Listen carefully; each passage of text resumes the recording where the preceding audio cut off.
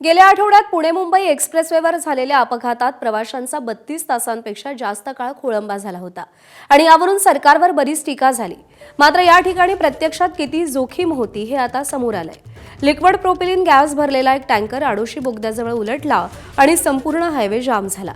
याच प्रोपिलिन गॅसची गळती होत असताना एका पेरूच्या झाडापासून बनवलेल्या एका संसाधनानं हजारो प्रवाशांचा जीव वाचवला।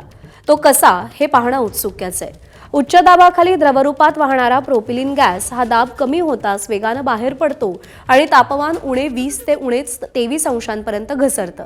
त्यामुळे गळतीच्या ठिकाणी बर्फ साचतो। हा बर्फ हाताला लागला तर जणू आग लागल्यासारखी किंवा भाजल्यासारखी जखम होते। अपघातानंतर टँकर चालकानं हातानं ही वायुगळती रोखण्याचा प्रयत्न केला असता तर त्याचे दोन्ही हात भाजले असते। मदत कार्यातील एक चुकीचा निर्णय अनेकांच्या जीवावर बेतला असता। हा वायू ज्वलनशील गोष्टींच्या संपर्कात आला असता तर मोठा स्फोट झाला असता। त्या टँकरमध्ये 22 टन प्रोपिलिन गॅस नेला जात होता आणि त्यामुळे त्या स्फोटामुळे आजूबाजूच्या परिसरातील 10 किलोमीटरपर्यंत नुकसान झालं असतं। त्या स्थितीत घाट परिसर हा शिल्लकच राहिला नसता।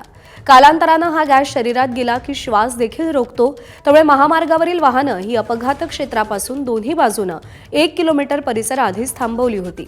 लोकांना वाहतूक कोंडीचा त्रास झाला, मात्र मदत कार्यादरम्यान एका चुकीच्या पावलानं हजारोंचा बळी गेला असता। अपघातात टँकरचा मेन वॉलच तुटल्यानं ही वायुगळती होऊ लागली। ही वायुगळती रोखण्यासाठी तज्ज्ञांनी पेरूच्या झाडाची फांदी वापरून ती गळती नियंत्रणात आणली।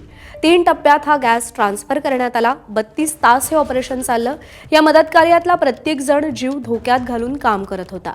ही वायुगळती रोखण्यासाठी पेरूच्या झाडाचीच फांदी वापरण्याचं कारण म्हणजे पेरूचं लाकूड मऊ आणि लवचिक असल्यानं थंडीत ते फुगतं आणि घट्ट होतं।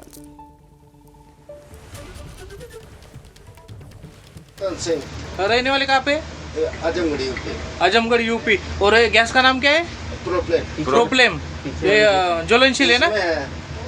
ए भाई ज्वलनशील है ना? हाँ जो और ये गाड़ी कहाँ की?